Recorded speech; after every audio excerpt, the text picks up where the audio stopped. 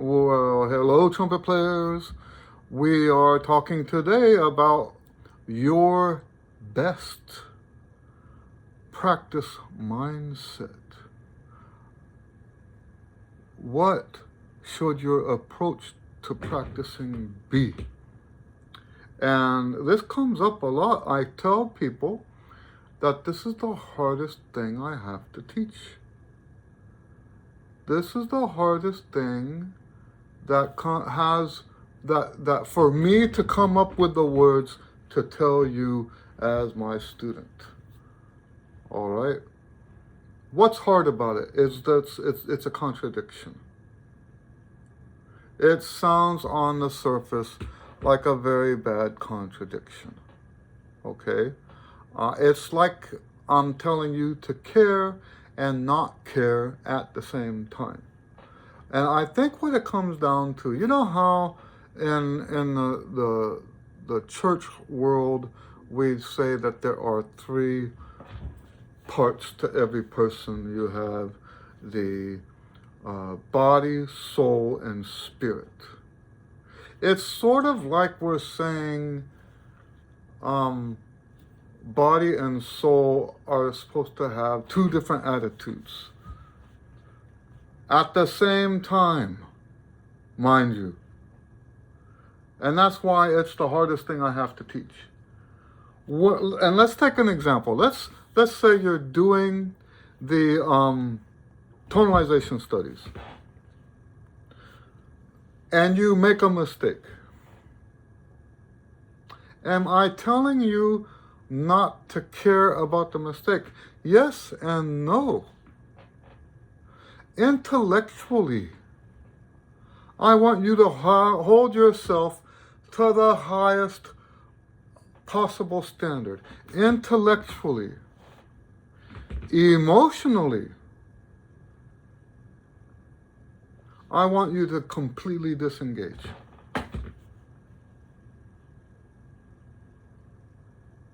I want you to care.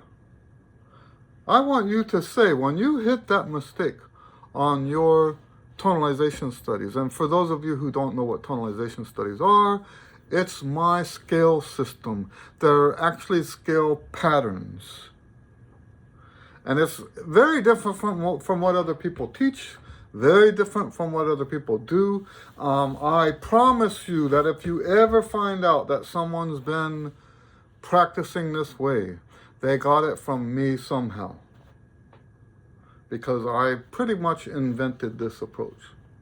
Okay? So anyway, not to pat myself on the back, I'm just saying that's what tonalization studies are. It's my invention on how to practice skills. So now you make this mistake, and I want your intellect to regard it as a mistake, and I want your intellect to say, this is not acceptable. This is not acceptable. It's not okay to make a mistake. That should be your intellect. The emotions should not kick in. And let me tell you how bad the emotion stuff can get. I call them musical temper tantrums. And I'll tell you what, I used to have them back when I was younger. I can't tell you how many times I punched myself in the leg, and I mean, not just once, bam, bam, bam, bam, bam. Out of frustration, out of anger, because I couldn't get it right. Stomping my feet, punching stuff out of anger and frustration.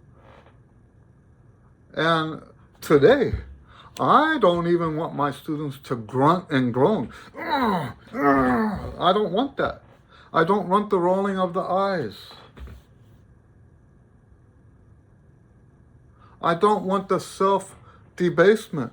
Oh, Eddie, You're so terrible. What's wrong with you, man? Don't talk to yourself like that. That's just emotional. It should only be intellectual.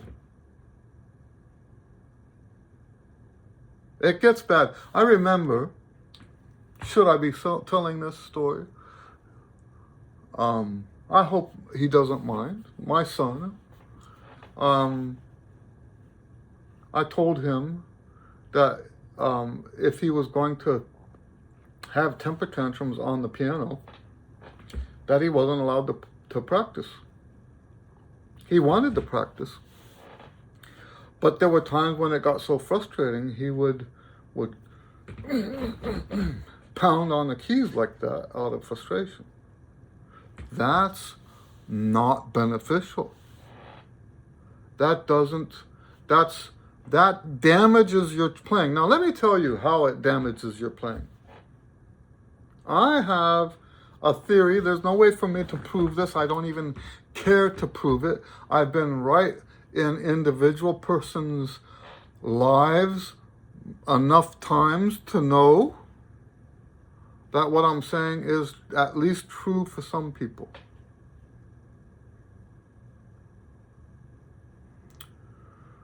When you allow yourself to react emotionally to your musicianship, you're practicing and you react emotionally. You practice, you react emotionally. You practice, you react emotionally. Even, by the way, even if those reactions are, oh, I'm getting it, look how good I am. Even those kind of emotions, the positive emotions, yippee. Even if you have those emotions during your practice time, you will have stage fright in your performances. I think this is the source. Like I said, I can't prove it, but I believe this is the source of most people's stage fright. There are other things that can go deeper than that fall outside of the realm of what I can help people with.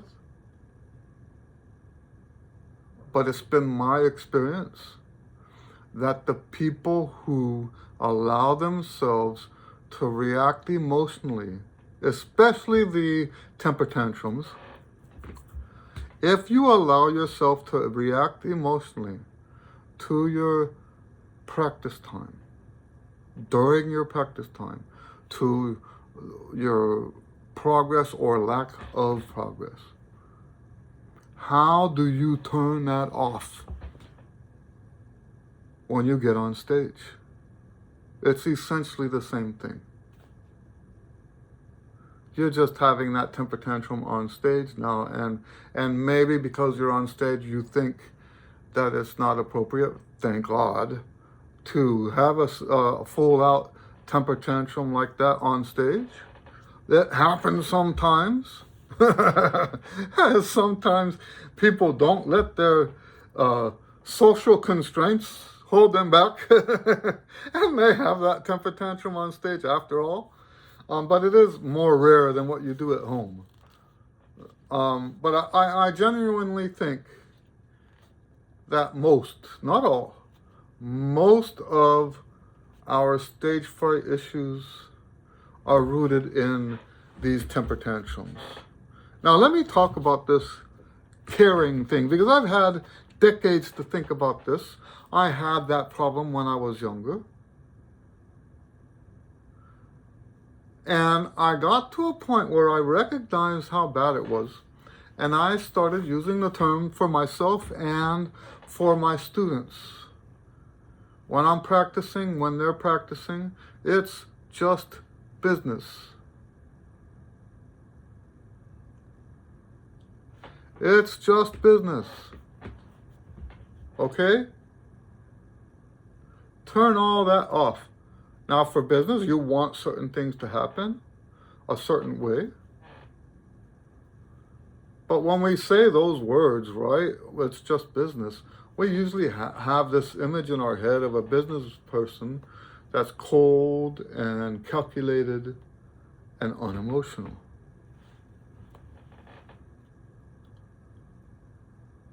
Okay? I've had a long time to think about this, right?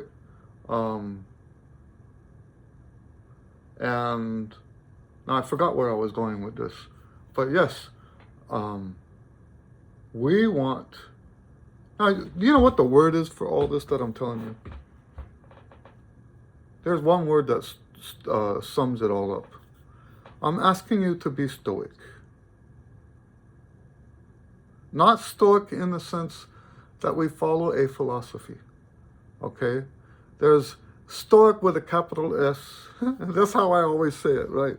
I don't know if you can put a capital S on a name of a philosophy, okay? But that's how I think of it. Stoic with a capital S is the philosophy. Stoic with a small s is an adjective that we use to describe people who get the job done without getting emotional about it.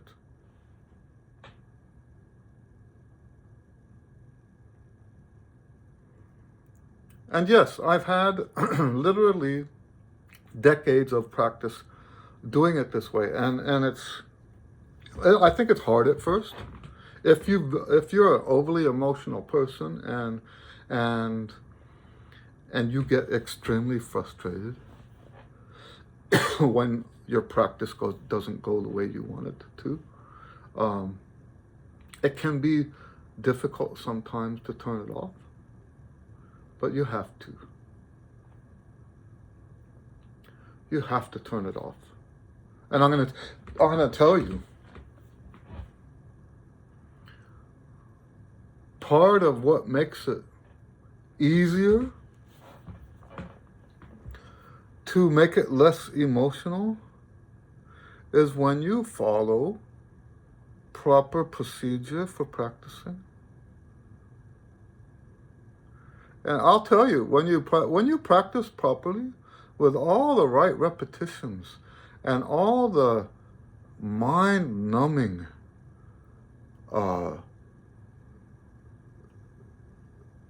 monotony, it's easy to get lost in that and have your emotions go numb. You can just turn all that off because think about it. What's the purpose of proper practice procedure? That's pause for you to reflect. I want you to think, what is the answer in your head? What is the purpose of proper practice procedure? And I'm not talking about, I have a video about the worst way to practice, and 90% of people, that's how they practice.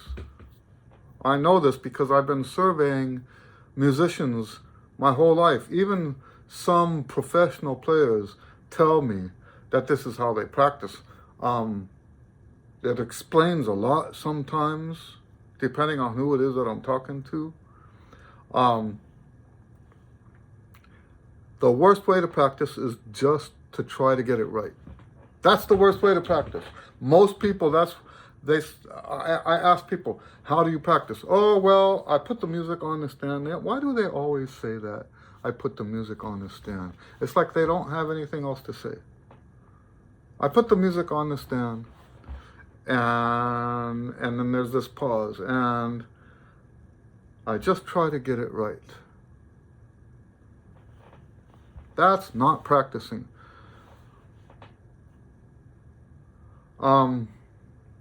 Practice proper procedure uses proven practice techniques. And I'm asking you to answer the question in your head. What is the purpose of those proper practice techniques?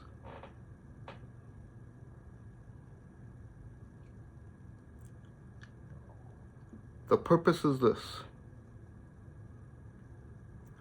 to minimize as many mistakes as possible. There's a myth amongst musicians that they think they can run through it, make a bunch of mistakes, and then click the backspace button. That's not how your mind works. When you make a mistake, you know how when someone says something really, really ugly to you, about you, you can forgive them, but you can never unhear what they said. They can never take those words back. You might forget many years later. It's not likely, depending on how ugly it was. I have a family member that said some really, really, really ugly things to me, about me. And we get along fine. But it's still just as fresh in my head as it was the day I read that stuff. It was in an email. You can't take it back. Mistakes are the same way. The reason why we practice the way we practice, now I get it, right? I get it when we're beginners. When we are in the first part of our practice world, those mistakes do happen. We try to, but still, with proper practice procedure, you're still minimizing more of that. That's why I use the word minimize. You never make it go away completely. But by minimizing the mistakes you have in your practice time, where, and I'm not exaggerating, the traditional just try to get it right approach, you're looking at a ratio of 8 to 2 normally. 7 to 2, 8 to 2 of getting it wrong to getting it right. Where is the habit there? But when you use proper practice procedure, it's more flipped from that. Now it's 2 mistakes per 7 to 8 mistakes. 2 mistakes to 7 to 8 successful repetitions. Think about the impact that has on your ability to control your emotions in your practice time.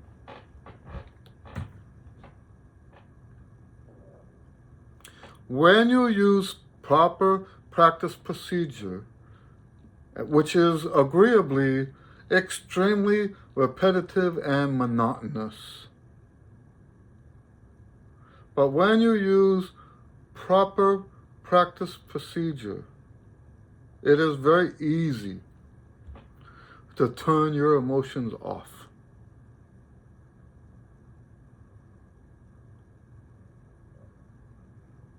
And that's how you reach this, what I'm calling the best practice mindset, where you care intellectually, so that when it's time to do it again, you do it better the second time, the third time, the fourth time. You care intellectually, but the emotions are disengaged.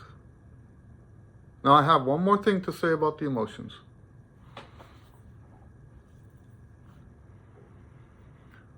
When we turn off the emotions in our practice time, that does not include turning off the emotions in our expressive playing. And this is the weird, we are in this sense a lot like actors and actresses. We need to be able to turn on the emotions instantly when we play, and turn them off instantly when we put the horn down. Now, this doesn't apply to exercises. I don't actually believe in being expressive in an exercise. Okay, I've said that before. But when we're practicing music, it needs to be switched on. There should never, we do that working backwards bit, right? And you start with just the last two measures or what's ever appropriate for the song. You should be expressive. Pour your emotions into that two measures. You don't even know the song yet. You haven't even started to learn the song yet. You're just doing the last two measures. Pour your heart out into those two measures. I know that doesn't have anything to do, back in the 80s, we used to say that if you bottled up your emotions, you would eventually explode. And what does exploding look like? Exploding is when you lose control of yourself. And now you have a massive temper tantrum that makes you get fired, gets you expelled from school, stuff like that. And I don't know how true that kind of thing is. That might just be urban legend. I don't know. It seems to me that the people who are less emotional don't have those episodes. So they're, at least for me, anecdotally, looking at my life experiences, I don't see any truth to that. But let's say hypothetically it is true that people who bottle it up run the risk of exploding. I like to think that we as musicians, if we do it this way, turn the emotions off when you're going through the practice procedure.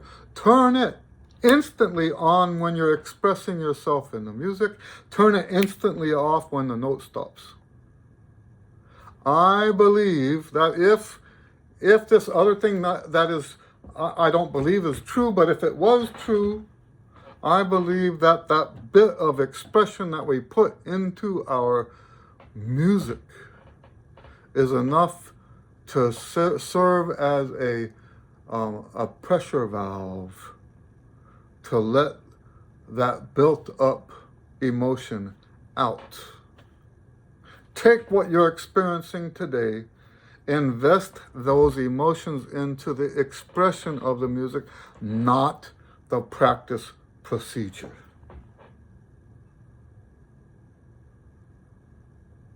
This is probably the most important video. I've got, I don't know, I think over 2,000 or 3,000 videos. I've lost track on YouTube.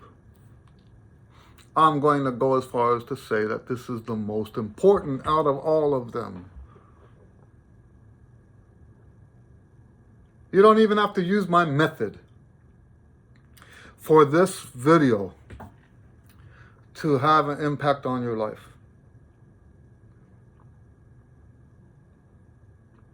Okay, and let me summarize it before I sign off. I'm saying the best practice mindset is when you care intellectually, you hold yourself to a high standard intellectually, you turn off every emotional response. What is an emotional response? You play the note wrong, you get angry because you played the note wrong. Stop doing that. Instead, pour your emotions into the actual expression of the music. That's what I'm talking about. All right. If you have questions, comments, feel free to add to what I'm saying, disagree with what I'm saying, put that all in the comments. Other than that, God bless you, and we will see you on the next one. Thank you very much.